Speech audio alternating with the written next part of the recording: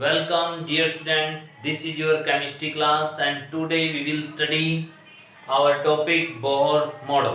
तो प्यारे बच्चों, आज हम बोहर मॉडल पढ़ेंगे। तो बोहर जो साइंटिस्ट हैं, इसने क्या किया, इसने भी एक मॉडल दिया। हम पहले बात कर चुके थे। सबसे पहले हमने पढ़ा थॉमसन मॉडल, उसके बाद हमने पढ़ा रदरफोर्ड मॉडल ऑफ एटम। अब हम बात कर रहे हैं बोहर मॉडल की। देखो, बोहर मॉडल के कॉन्सेप्ट को समझने के लिए प्यारे बच्चों, हमने इलेक्ट्रोमैग्नेटिक वेव का कॉन्सेप्ट समझा, हमें ऑर्बिट का कॉन्सेप्ट समझा, सेल समझी। ठीक है, अब सेल के बीच में जब इलेक्ट्रॉन जंप करते हैं तो वहां से पता चला कि एनर्जी लिबरेट होती है। तो प्यारे बच्चों देखिए, बोहर मॉडल, बोहर ने अपना मॉडल में क्या क्या पॉइंट हमें दिए। तो अगर पहले पॉइंट की हम बात करें तो इसने कहा कि there is a orbit. Orbit mean shell, orbit is equal to shells, means there is a nucleus. ये रदरफोर्ड ऑलरेडी बता चुका था कि न्यूक्लियस होता है, फिर उसके चारों तरफ इलेक्ट्रॉन घूमते हैं। तो इलेक्ट्रॉन जो घूमते हैं they move in A orbit और ए सेल्स। इन सेल का जो नंबर होता है ऐसे होता है 1 2 3 4 and so on, L M N O। ऐसे इन ऑर्बिट्स का इसने नंबर गिवन किया 1 2 3 4 and so on, L M N and O, so on. So these are the orbit concept or the cell concept. फिर इसने कहा कि जब जो इलेक्ट्रॉन मूव करते हैं ऑर्बिट्स के अंदर, मान लीजिए फर्स्ट ऑर्बिट है, सेकंड ऑर्बिट है, तो electron can change their state. Means जैसे अगर इलेक्ट्रॉन इसमें घूम रहा है तो इसमें घूम रहा है तो इसके पास क्या है, स्टेशनरी एनर्जी है। It is stationary. स्टेशनरी क्यों बोला है, स्टेशनरी बोल रहा है with respect to energy. Means इसकी एनर्जी फिक्स है जब तक ये इसमें रिवॉल्व कर रहा है। जो इलेक्ट्रॉन इसमें रिवॉल्व कर रहे हैं इसकी अपनी एनर्जी है E2, तो पहले वाले की मैंने बोल दिया E1, तो इनकी अपनी अपनी एनर्जी है। There is a own energy, one electron is moving in a particular orbit that has a fixed energy। तो इसकी अपनी फिक्स एनर्जी है। फिर अगर इलेक्ट्रॉन सेकंड से फर्स्ट में जाएगा या फर्स्ट वाला इलेक्ट्रॉन सेकंड में जाएगा तो यहाँ पे इलेक्ट्रॉन का जो जंप होगा तो वहां पे इलेक्ट्रोमैग्नेटिक वेव यानी कि एनर्जी का चेंज भी आएगा। तो energy can be absorbed, or released when electron jump। जब इलेक्ट्रॉन जंप करता है एक सेल से दूसरे सेल में तब एनर्जी या तो अब्जॉर्ब होगी या जो है रिलीज होगी। अगर फर्स्ट से सेकंड में गया तो यहाँ पे एनर्जी जो है गेन हुई और सेकंड से फर्स्ट में गया तो लॉस हुई। मींस लोअर टू हायर गया तो गेन और हायर टू लोअर आया तो loss of energy will take place. तो इसने कहा कि जब तक इलेक्ट्रॉन मूव कर रहा है तो there is a stationary, these electrons energy is a stationary in a particular orbit. तो ये पॉइंट था इसका सेकंड। एक इलेक्ट्रॉन अगर अपने ऑर्बिट में घूम रहा है, वो जंप नहीं कर रहे हैं, तो उसकी एनर्जी जो है फिक्स है, स्टेशनरी है। फिर इसने कहा कि जो ये एनर्जी लिबरेट करती है, यहाँ पे एनर्जी का लॉस और गेन होता है।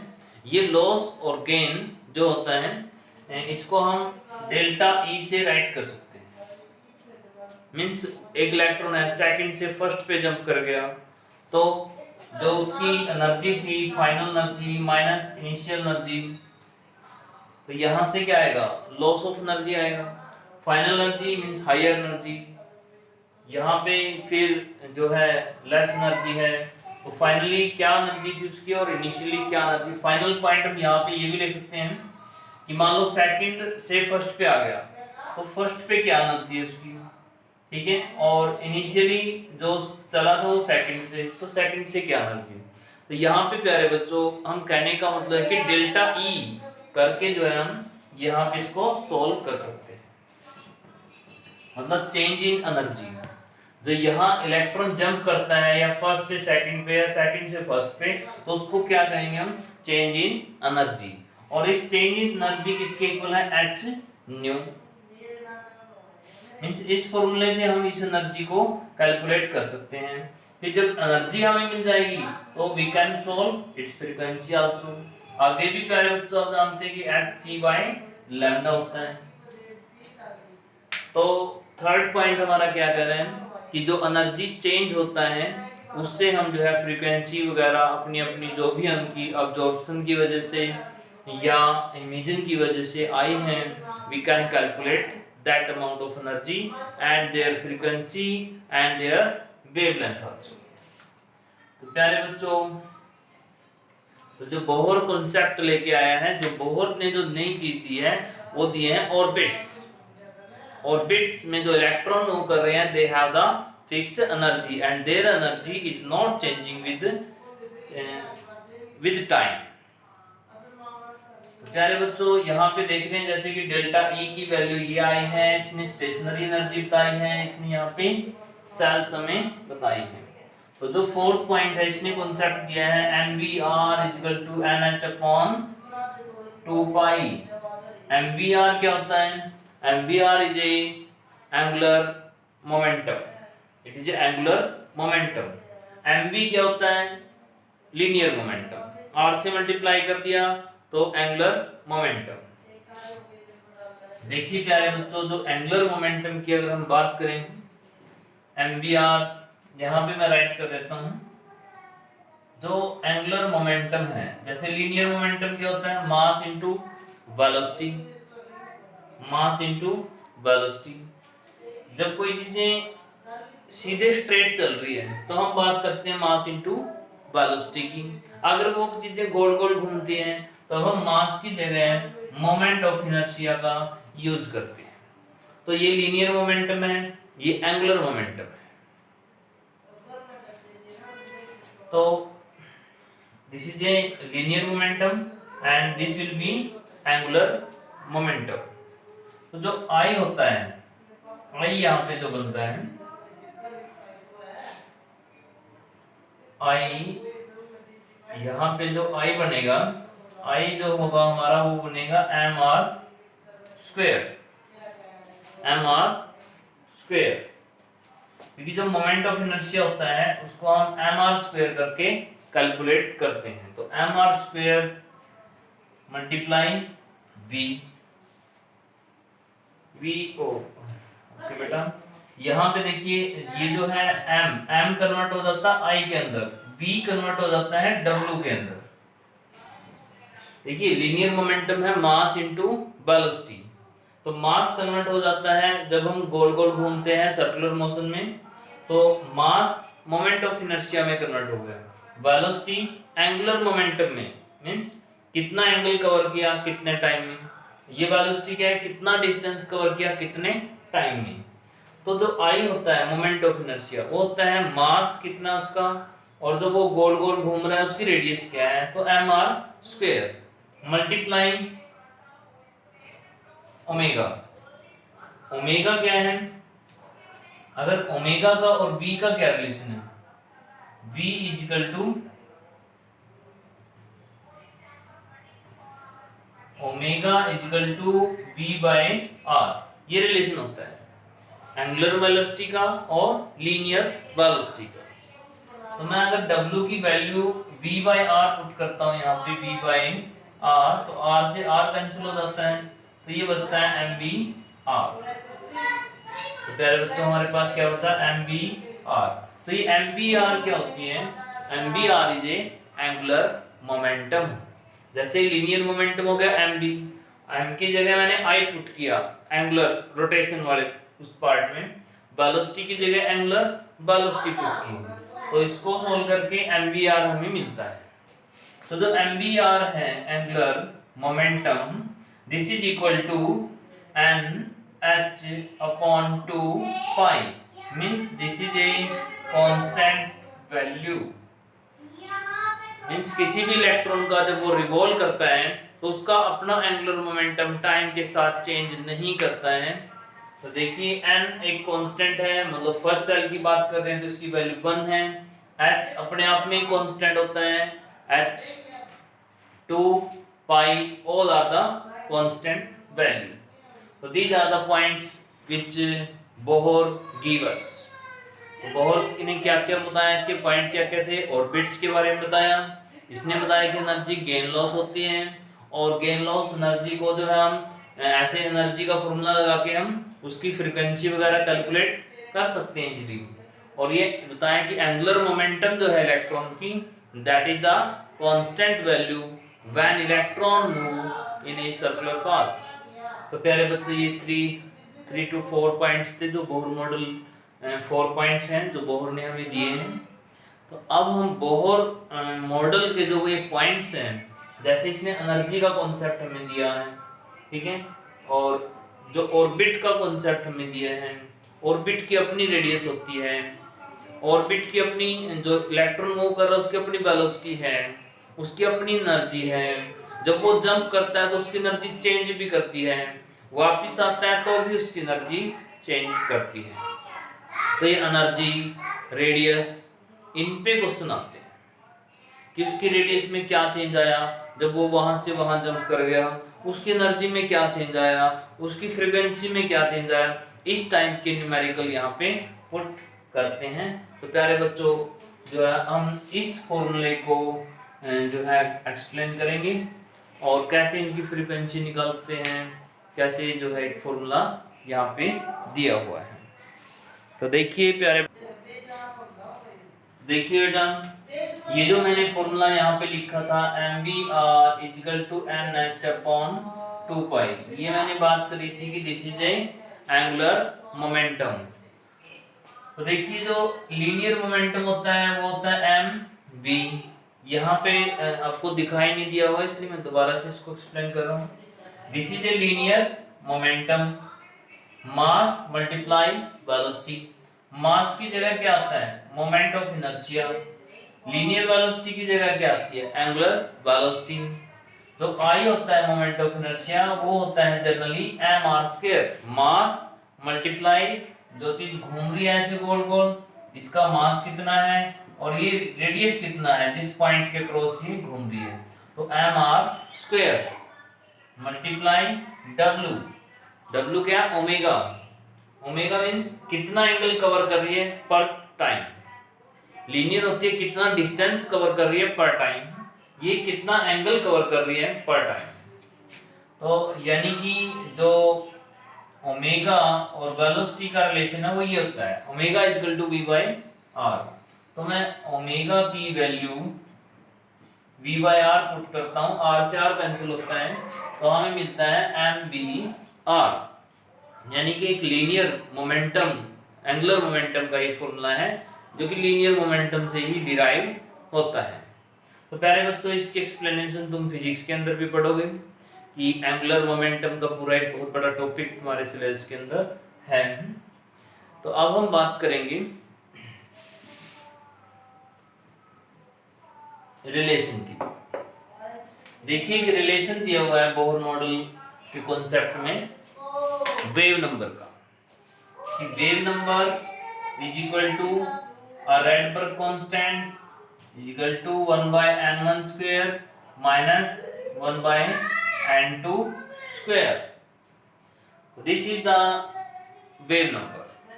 अब वेव नंबर प्यारे बच्चों किसके इक्वल होता है, वेव नंबर होता है इनवर्स ऑफ द लैम्डा, यानी कि इनवर्स ऑफ द लैम्डा, जिससे हम फ्रीक्वेंसी निकाल सकते हैं, जिससे हम एनर्जी भी निकाल सकते हैं। तो एक रिलेशन है ये कि 1 by lambda means a wave number, इसका नाम है वेव नंबर, ये है रैडबर्ग कांस्टेंट,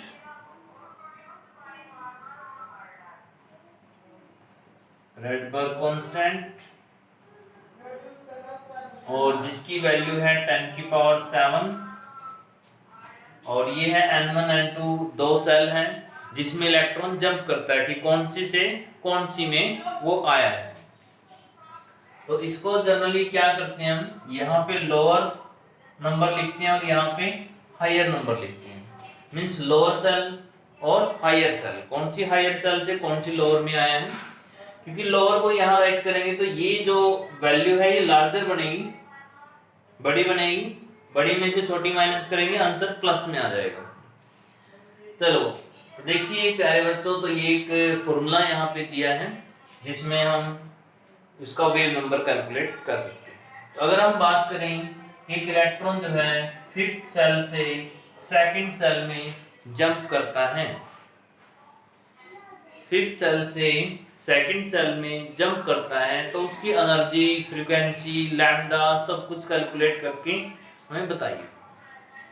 चलो यहाँ पे जो हम बात करेंगे, यहाँ पे अभी जो बात करेंगे हम वो सिर्फ बात करेंगे वेव नंबर निकालने की, फिर लैम्डा निकालने की। पहले मैं तुम्हें पर्टिकुलर एनर्जी रिलेशन बताऊंगा और फिर आगे मूव करेंगे। तो इस फॉर्मूले का यूज देखिए कैसे करते हैं। राइडबर्ग कांस्टेंट 10 की पावर 7, ये क्या है, लोअर वाले को लिखेंगे 1/2 का स्क्वायर माइनस 1/5 का स्क्वायर, ये हो गया। अब ये 10 की पावर 7, फिर इसको 1/4 माइनस 1/25। तो प्यारे बच्चों यहाँ पे हम इनका एलसीएम लेंगे, एलसीएम लेके जो है इसको सोल्व करेंगे। जैसे ये 100 मैंने यहाँ पे एलसीएम लिया, तो यहाँ पे 25 माइनस 4, तो ये आ गया 10 की पावर 7 मल्टीप्लाई 21 डिवाइड में 1000। ये 2 जीरो से मैं यहाँ 2 जीरो कैंसिल कर सकता हूँ, तो ये मेरा जो है यहाँ पे वेव नंबर आ जाएगा 10 की पावर 5 मल्टीप्लाई 21। तो ये क्या है मेरा वेव नंबर, और वेव नंबर यही किसके इक्वल है 1/लैम्डा की। तो अगर मुझे इसको एनर्जी में कन्वर्ट करना है तो लैम्डा का और एनर्जी का एक रिलेशन होता है E = hc/लैम्डा। ये 1 देखिए hc/लैम्डा, ये है ना hc/लैम्डा। 1/लैम्डा तो हमें मिल गया। अगर मैं h और c से मल्टीप्लाई कर दूं तो मुझे इसकी एनर्जी भी मिल जाएगी। What is the value of this energy, means energy क्या हो, एनर्जी चेंज होगा। तो प्यारे बच्चों ये एक वेव नंबर का फॉर्मूला यहाँ पे दिया है। राइडबर्ग कांस्टेंट है, 1/n1 है, n2 है। यहाँ पे इसकी वैल्यू ये मीटर इनवर्स में है 10 की पावर 7। कई बार इसकी वैल्यू कुछ और भी लिखते हैं, जैसे कि 10, 9, 6, 7, 7 ऐसे कुछ करके। ये वैल्यू इसकी पर सेंटीमीटर के अकॉर्डिंग होती है। अगर हम मीटर में करते हैं तो we will use this value 10 की पावर 7। ये कितना है, ये एक्चुअली में 10 की पावर, ये एक्चुअली में 10 की पावर है 5, ये है 10 की पावर 7, it is 10 की पावर 5, it is 10 की पावर 7, नियरली अप्रोक्सीमेट वैल्यू। तो ये वैल्यू भी अप्रोक्सीमेट है, नॉट एग्जैक्ट। अगर एग्जैक्ट देखें तो यही है 1.0967 मल्टीप्लाई 10 की पावर 7, तो ये 1 की तो इक्वल है ना। तो मैं पुट कर रहा हूँ 10 की पावर 7 मीटर में, लेकिन बुकों में सेंटीमीटर में भी दिया होता है, कंफ्यूज नहीं होना, सेंटीमीटर में ये है। क्योंकि हमें मोस्टली आंसर मीटर में कैलकुलेट करना है, स्टैंडर्डाइज करना होता है, जूल में निकालना होता है आंसर। तो मैं यही चाहूँगा कि आप 10 की पावर 7 राइडबर्ग कांस्टेंट की वैल्यू पुट करें। देखिए राइडबर्ग कांस्टेंट की वैल्यू पुट करें, कहाँ से कहाँ जंप किया, तो वहां से हमें उसका लैम्डा, उसका वेव नंबर बड़ी इजीली हमें मिल सकता है। तो देखिए 1/लैम्डा अगर यहाँ से मिलता है तो समझिए कि h और c से मल्टीप्लाई करेंगे तो हमें ये एनर्जी में भी इसको हम कन्वर्ट कर सकते हैं, और लैम्डा को फ्रीक्वेंसी में, फ्रीक्वेंसी को लैम्डा में हम बड़ी इजीली कन्वर्ट कर सकते हैं।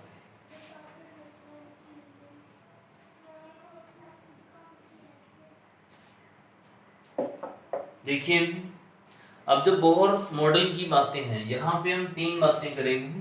One is the energy concept, and other is a radius concept, and third is a velocity concept. Means कोई इलेक्ट्रॉन किस ऑर्बिट के अंदर रिवॉल्व कर रहा है तो उसकी क्या एनर्जी होगी उसको समझेंगे। जो बोहर मॉडल ने जो कंक्लूजन दिया बोहर थ्योरी के अंदर कि हम जो है किसी की भी एनर्जी कैलकुलेट कर सकते हैं, और वो कैसे कैलकुलेट कर सकते हैं, how we can solve this thing, we will see here energy. तो जो एनर्जी का जो रिलेशन है ये है 1/n1² 1/n2²। पहले तो डिफरेंस का निकलेगा बच्चों। हमें अब बात करनी है सिर्फ एक पर्टिकुलर ऑर्बिट की, कि पर्टिकुलर ऑर्बिट की एनर्जी को हम कैसे राइट करें। तो इसके लिए है 2.18 10⁻⁻18, और यहाँ पे आ जाएगा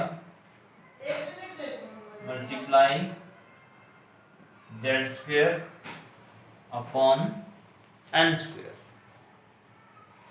देखिए यहाँ पे एक कांस्टेंट वैल्यू हमें यहाँ मिली है,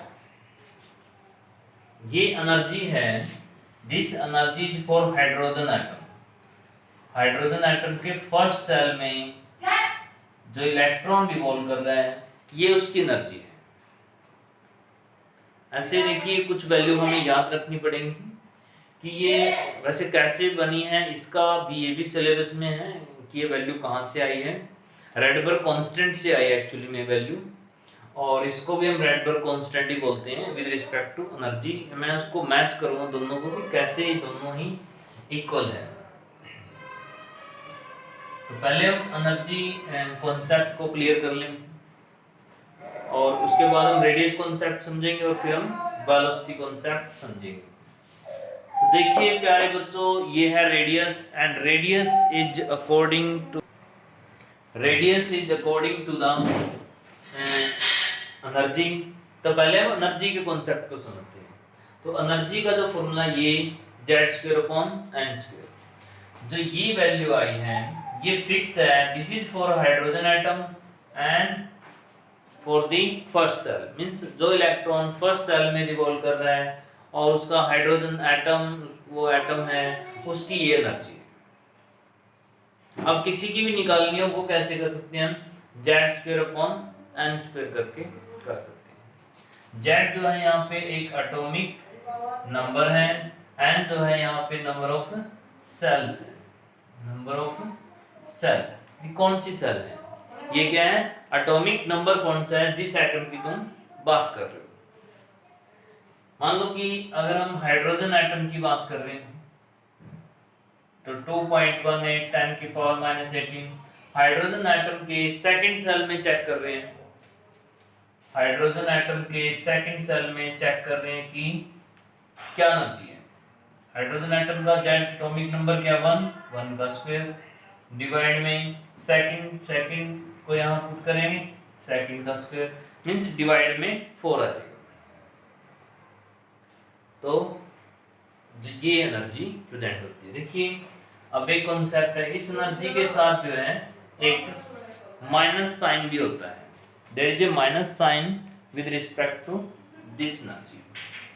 why there is a minus sign with respect to this energy, we can understand this. प्यारे बच्चों देखिए जो एनर्जी कॉन्सेप्ट है ये कह रहे हैं कि नेगेटिव में हम यहाँ पे पुट कर रहे हैं, एनर्जी इज इन नेगेटिव। देखिए कहीं ना कहीं हमें एक्सपोज करके चलना पड़ता है कि इसकी एनर्जी कैलकुलेट करें तो दूसरे की क्या एनर्जी होगी और इसकी क्या होगी। जैसे मुझे इसी की हाइट मेजर करनी है, यहाँ से इस पॉइंट की हाइट मेजर करनी है, तो मैंने क्या किया, यहाँ से इसकी हाइट मेजर कर दी कि ये पॉइंट इतनी हाइट पे है। लेकिन दूसरा क्या कर सकता है कि नहीं ये तो जो है अगर मैं यहाँ से मेजर करूँ तो यह हाइट ज़्यादा आएगी, बिल्कुल आएगी। तो क्या होता है कि प्यारे बच्चों इसमें हम किसी ना किसी को स्टेशनरी मानते हैं, मीन्स इसका कहना है कि मैं इसको 0 मान रहा हूँ, इसके रिस्पेक्ट में इसकी हाइट ये है। इसका कहना है कि मैं इसको 0 मान रहा हूँ, इसके रिस्पेक्ट में इसकी हाइट ये है। तो यहाँ भी एनर्जी को जो है हम किसी के रिस्पेक्ट में चेक करते हैं कि वहाँ पे कितनी एनर्जी है, वहाँ पे कितनी एनर्जी है। तो देखिए एक एटम है, एटम के चारों तरफ सेल हैं, एक इलेक्ट्रॉन बिल्कुल बाहर है, इस एटम की बिल्कुल रेंज से बाहर है और दूसरा एटम भी इसके कोई पास नहीं है। This is A free electron in nature. इसकी जो एनर्जी है वो हम जीरो मानते हैं। कितनी मानते हैं? This energy I suppose to be zero. और जीरो इसमें जो है इसके रिस्पेक्ट में जो हम यहाँ बात करें इलेक्ट्रॉन फर्स्ट सेल में कितनी एनर्जी है, सेकंड में, थर्ड में, ये सब सबसे बड़ी वैल्यू जीरो है। ये सारी वैल्यू नेगेटिव में लेके चलते हैं और ये जीरो है। बाहर चला जाएगा तो उसकी एनर्जी जो है वो जीरो के इक्वल है। जीरो जो है सबसे बड़ी एनर्जी यहाँ पे हम मानते हैं। तो देखिए जैसे ही वो बाहर निकलेगा तो उसकी एनर्जी जीरो हो जाएगी, लेकिन पहले किस में थी? पहले माइनस में थी।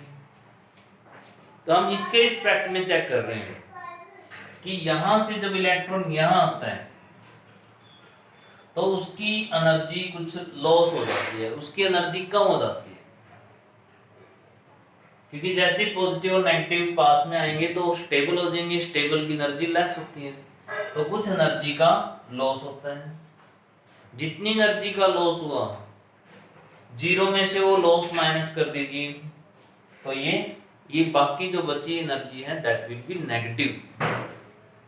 मींस जीरो में से उसको हमने सब्ट्रैक्ट कर दिया है। अब जो रिमेनिंग एनर्जी है that belongs to this electron. तो सबसे बड़ी एनर्जी क्या है? जीरो। जैसे हम अंदर आते हैं तो ये क्या है? नेगेटिव एनर्जी है। मींस बाहर, अंदर से बाहर जाएंगे नेगेटिव, कम नेगेटिव, कम नेगेटिव, और ये जीरो जीरो। तो हम इन एनर्जी को जो है ऐसे सोल्व करते हैं। देखिए तो यहाँ पे सेकंड सेल में चेक कर रहे थे तो ये एनर्जी है, मींस इसके डिवाइड में 4 आ गया। तो बता सकते हो कि सेकंड सेल की एनर्जी ग्रेटर है या फर्स्ट सेल की एनर्जी ग्रेटर थी? अगर मैं फर्स्ट सेल की होती तो यहाँ पे ये होता 2.18 10 की पावर -18 डिवाइड में फर्स्ट का स्क्वायर। जेड तो 1 है ये इसमें हाइड्रोजन में। तो बताइए किसकी एनर्जी ग्रेटर है? यहाँ डिवाइड में 1 है, यहाँ डिवाइड में 4 है। तो जिसकी डिवाइड में 4 है ये वैल्यू तो कम है लेकिन नेगेटिव में है। ये यहाँ देखिए ये डिवाइड में 1 है, तो इसकी जो वैल्यू है ये ग्रेटर है लेकिन नेगेटिव में। इसका मतलब ये स्मॉलर वैल्यू, स्मॉलर एनर्जी है फर्स्ट ऑर्बिट की, उससे ग्रेटर है सेकंड की। जब हम थर्ड की बात करेंगे तो यहाँ 2 की जगह क्या पुट करेंगे? 3 थर्ड सेल, क्योंकि n की वैल्यू 3 पुट करते हैं। अगर हम फोर्थ सेल में चेक करना चाहते हैं तो 4 पुट कर देंगे, डिवाइड में 16 आ जाएगा। तो डिवाइड में 16 आने से ये वैल्यू तो कम होगी लेकिन नेगेटिव में है वैल्यू। देखिए नेगेटिव में 5, नेगेटिव में 4, नेगेटिव में 3, नेगेटिव में 2। लार्ज कौन सा है? लार्ज ये सबसे बड़ा ये। नेगेटिव में क्या होता है? जितनी वैल्यू कम बनती है वही लार्ज होती है। तो प्यारे बच्चों ये कॉन्सेप्ट आपको समझना है एनर्जी का। तो एनर्जी हम किसी भी ऑर्बिट की कैलकुलेट कर सकते हैं, लेकिन उससे पहले हमें ये पता होना चाहिए कि फर्स्ट ऑर्बिट ऑफ हाइड्रोजन की एनर्जी क्या होती है। 2.18 ये एनर्जी जो मैंने यहाँ कैलकुलेट करी है जूल में है, joule. This energy is in joule. 2.18 10 की पावर -18 जूल हाइड्रोजन के फर्स्ट सेल में जो इलेक्ट्रॉन डिपोल कर रहे हैं, this energy belong to that electron. तो अब देखिए प्यारे बच्चों, इसमें अब हम बात करेंगे किसी दूसरे एटम। जैसे अगर मैं बात करूं लिथियम की, कि लिथियम के सेकंड सेल में एनर्जी क्या होगी? लिथियम के सेकंड सेल में क्या एनर्जी होगी? लिथियम का एटॉमिक नंबर क्या है? 3। तो मैं क्या लिखूंगा? लिथियम की एनर्जी, एनर्जी ऑफ लिथियम -2.18 10 की पावर 18। जेड कितना है? एटॉमिक नंबर 3 है और N2 है। तो ये क्या है आंसर? -2.18 10 की पावर -18 मल्टीप्लाई 9/4। मीन जो हाइड्रोजन एटम की वैल्यू थी उसको 9/4 से मल्टीप्लाई कर दिया, यानी कि अप्रोक्सीमेट 2 पॉइंट समथिंग आएगा। यानी डबल हो जाएगी। डबल कहने का मतलब कि एनर्जी वैल्यू तो बढ़ गई है लेकिन नेगेटिव में कम हो गया, एनर्जी डिक्रीज कर गई। तो ये लिथियम के सेकंड सेल की एनर्जी है। तो लिथियम में मैंने जेड भी लेना पड़ेगा और एन भी। अगर मैं फर्स्ट की कहता कि लिथियम के फर्स्ट की, तो यहाँ एन की वैल्यू 1 पुट करते बना जाता। तो ये क्या है, ये लिथियम के फर्स्ट सेल की एनर्जी आती है। क्या लिथियम के फर्स्ट सेल की एनर्जी हाइड्रोजन के फर्स्ट सेल की एनर्जी से ग्रेटर है? मल्टीप्लाई विद 9 से मल्टीप्लाई हो गया है, और भी लेस हो गई है, ग्रेटर नहीं हुई है क्योंकि साइन नेगेटिव का है यहाँ पे।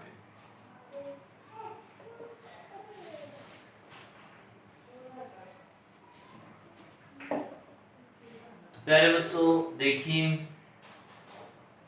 अगर हमें डेल्टा ई निकालना है, चेंज इन एनर्जी, तो हम कैसे निकालते हैं? फाइनल एनर्जी क्या है माइनस इनिशियल एनर्जी क्या है। ये बिल्कुल कॉन्सेप्ट वेव नंबर की तरह है, और जो वेव नंबर के साथ हम यूज करेंगे। तो देखिए प्यारे बच्चों, change in energy is equal to final energy minus initial energy. यही होता है कि एक इलेक्ट्रॉन जंप करता है फिफ्थ सेल से सेकंड सेल में जंप किया तो एनर्जी में चेंज आया, तो फाइनल एनर्जी क्या है, और माइनस में इनिशियल एनर्जी उसकी क्या थी, ऐसे हम निकाल सकते हैं। तो देखिए ये जो फॉर्मूला है, ये वैसे तो हम क्या कर सकते हैं, इनिशियल माइनस फाइनल भी कर सकते हैं और फाइनल माइनस इनिशियल भी कर सकते हैं, लेकिन इससे क्या है, हमारा साइन कन्वेंशन अच्छा रहता है। तो इससे साइन कन्वेंशन अगर पॉजिटिव आता है तो यानी कि एनर्जी का अब्जॉर्प्शन हुआ है, एनर्जी अब्जॉर्ब हुई है।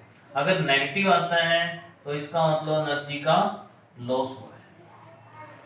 अगर पॉजिटिव आता है तो एनर्जी गेन हुई है, अगर प्यारे बच्चों नेगेटिव आता है तो एनर्जी का लॉस हुआ है। तो इससे हमारा जो है फाइनल माइनस इनिशियल करने से ये बेनिफिट रहेगा।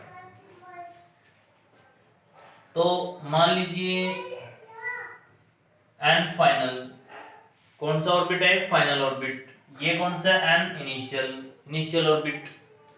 तो यहाँ पे ऐसे हम यूज कर रहे हैं। अगर मैं इसकी यहाँ पे वैल्यू लिखता हूँ ई एफ, ध्यान से देखना पहले बच्चों, 2.18 10 की पावर -18, और ये है फाइनल, तो n square N F final. कौन से ऑर्बिट की है, फाइनल ऑर्बिट की है, कि वो फाइनल में कहाँ है। माइनस का साइन हम यहाँ यूज कर रहे हैं, माइनस में ये साइन मैंने माइनस का यहाँ यूज किया है। अब देखिए इनिशियली कहाँ था, 2.18 10 की पावर -18। जेड में, हाइड्रोजन में जेड की वैल्यू तो 1 ही है, इसको राइट करें या ना राइट करें, N initial square. This we are doing for the hydrogen. अगर हाइड्रोजन नहीं है कोई बात नहीं, जेड की वैल्यू और यहाँ पे अपना रोल प्ले करेगी। अब इसमें क्या करते हैं प्यारे बच्चों, हम कॉमन ले लेते हैं। तो कॉमन ले लेते हैं, ये माइनस माइनस क्या हो जाएगा, it will change into plus.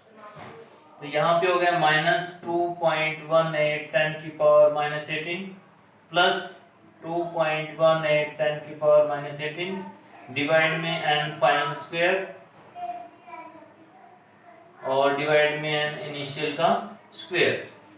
तो हम क्या करते हैं, ये जो चेंजिंग एनर्जी आ रही है इसमें से 2.18 ऐसे, मैं इस वैल्यू को पहले लिख दूं, इसको बाद में ऐसे कर सकते हैं, 2.18 10 की पावर -18 डिवाइड में n इनिशियल स्क्वायर माइनस में ये वाली लिख रहा हूँ 2.18 10 की power -18 upon n final square change in energy is equal to 2.18 10 की पावर -18। ये कॉमन ले लिया मैंने, तो बचा है initial square minus n final square. तो देखिए प्यारे बच्चों क्या आया है, energy is equal to this constant multiply this.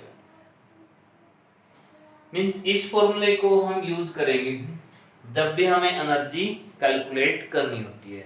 तो 2.18 10 की power -18 bracket start 1 by initial square -1 bye final का स्क्वायर। इससे तुम्हारी साइन कन्वेंशन भी अच्छी आएगी। पॉजिटिव आए तो कह देना कि अब्जॉर्प्शन हुआ है, नेगेटिव आए तो कहना कि लॉस हुई है, कि ये एनर्जी लॉस हुई है। तो देखिए प्यारे बच्चों, अब यहाँ पे हम बात करेंगे कि इस फॉर्मूले का रिलेशन फ्रीक्वेंसी से और जो मैंने अभी बताया था एक रिलेशन, उससे कैसे है। यहाँ ध्यान देना, हमारा जो फॉर्मूला है ये है डेल्टा E इक्वल टू 2.18 10 की power -18 1 by n initial square 1 by n final square. पहले बच्चों देखना, जो एनर्जी का रिलेशन है, एनर्जी क्या होती है, H न्यू। H न्यू क्या होता है, H C by lambda. Nu की वैल्यू C बाय लैम्डा है। और ये किसके इक्वल है, 2.18 10 की power -18 1 by n initial square 1 by n final square. तो इसमें अगर देखें कि H और C, H भी कांस्टेंट है, C भी कांस्टेंट है, 1 बाय लैम्डा के लिए क्या रहेगा, मींस ये किसके इक्वल है, ये इक्वल है HC बाय लैम्डा के। अगर मैं ये कहूं कि 1 बाय लैम्डा किसके इक्वल है, ये हम कर भी चुके हैं, 1 by lambda equal to wave number, और उसमें मैंने लिखा था यहाँ पे 10 की पावर नियरली 7 और 1 बाय n 1, वहां पे 1 2 मैंने इनको लिख दिया था। तो अब यहाँ पे हम इनिशियल और फाइनल यहाँ राइट कर सकते हैं सिंपल। तो प्यारे बच्चों देखिए, ये एक फ्रीक्वेंसी का फॉर्मूला है, ये एक चेंज इन एनर्जी का यहाँ पे फॉर्मूला हमें मिला है, जो एनर्जी का चेंज आया है, इनिशियल माइनस फाइनल। तो ऐसे ही करके हम यहाँ भी ऐसे इसको सॉल्व कर सकते हैं। तो यहाँ पे हम 1 2 भी रखते हैं जिसमें, या 1 2 रख लीजिए या इनिशियल और फाइनल कह लीजिए, ठीक है। यहाँ नेगेटिव और पॉजिटिव आने में थोड़ा उसका सिग्निफिकेंट रोल होता है कि उसकी एनर्जी कैसी आई है, नेगेटिव में आई है, लॉस हुआ है, गेन हुआ है, कैसी है, इसमें साइन का यूज है। लेकिन फ्रीक्वेंसी और लैम्डा में प्लस माइनस साइन में कोई फर्क यहाँ नहीं पड़ता है। तो देखिए प्यारे बच्चों, जो ये लिखा है सेम, अब ये है, ये एनर्जी है, तो ये हमने रिलेशन किया था। अब इसमें और इसमें क्या है, अगर मैं इसको H और C से मल्टीप्लाई कर देता हूँ इस साइड, यहां भी मैं इसको H और C से मल्टीप्लाई करता हूँ, यहां भी मैंने HC से मल्टीप्लाई किया, तो ये क्या बन गया, ये एनर्जी का रिलेशन बन गया, चेंज इन एनर्जी जो आई हमारी, दिस इज एनर्जी। HC से मल्टीप्लाई किया, तो अब इसको देखते हैं कि कांस्टेंट क्या लिखेंगे, 6.6 10 की पावर -34। C की वैल्यू होती है 3 × 10 की पावर 8 और ये हो गया 10 की पावर 7। आगे 1 by initial square 1 bye final square same है। तो मैंने ये कांस्टेंट और यहाँ पे अप्लाई कर दिया। जब मैं इनको यहाँ पे अप्लाई करता हूँ, देखिए 10 की पावर 8 10 की पावर 7, ये कितना हो गया 10 की पावर 15,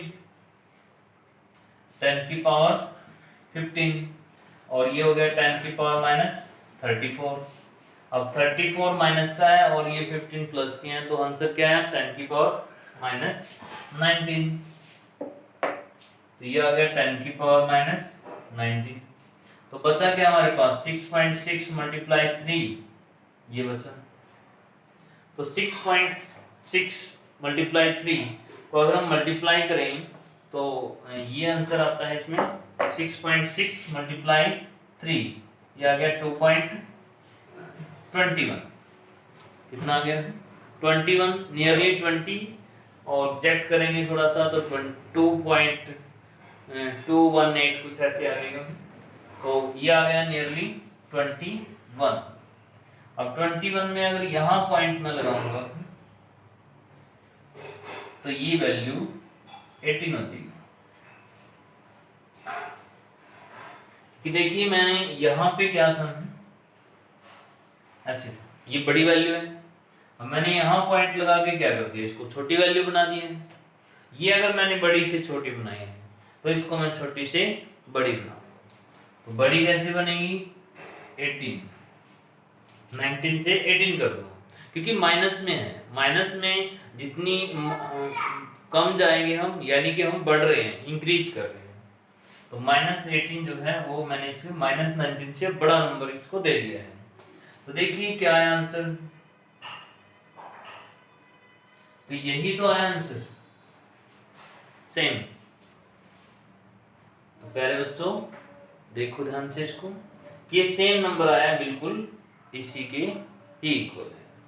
तो कहने का मतलब है कि जो फ्रीक्वेंसी निकालते हैं, जो एनर्जी का डिफरेंस हमने निकाला, और चाहे किसी पर्टिकुलर सेल की एनर्जी निकाल लें, तो इस तरीके से हम उसको सोल्व कर सकते हैं।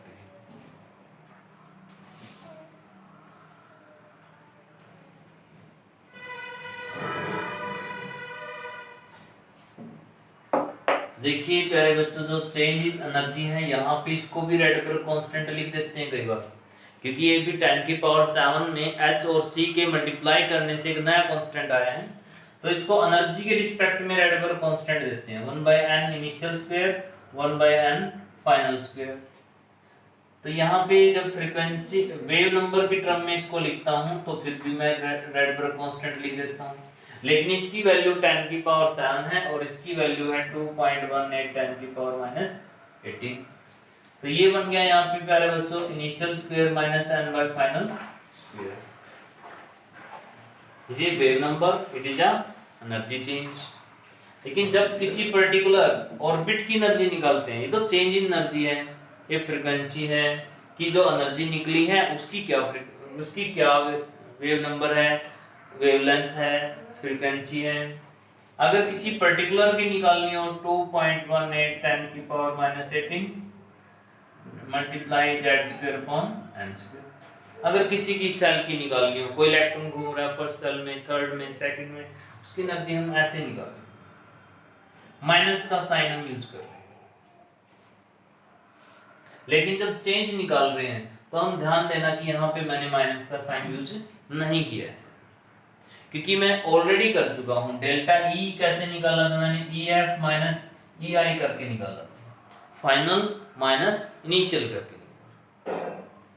प्यारे बच्चों इसको दोबारा से देखना और समझना, इसको ना समझ में आए तो you can ask any problem.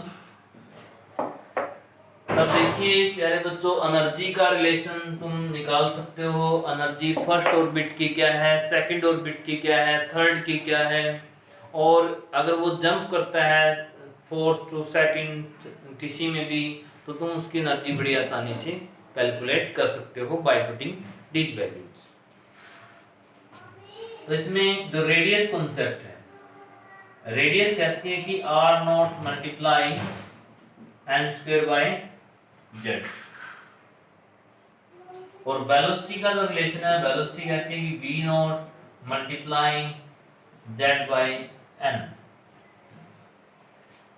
देखिए एनर्जी का रिलेशन क्या था, energy equal to E0 minus में z²/n²।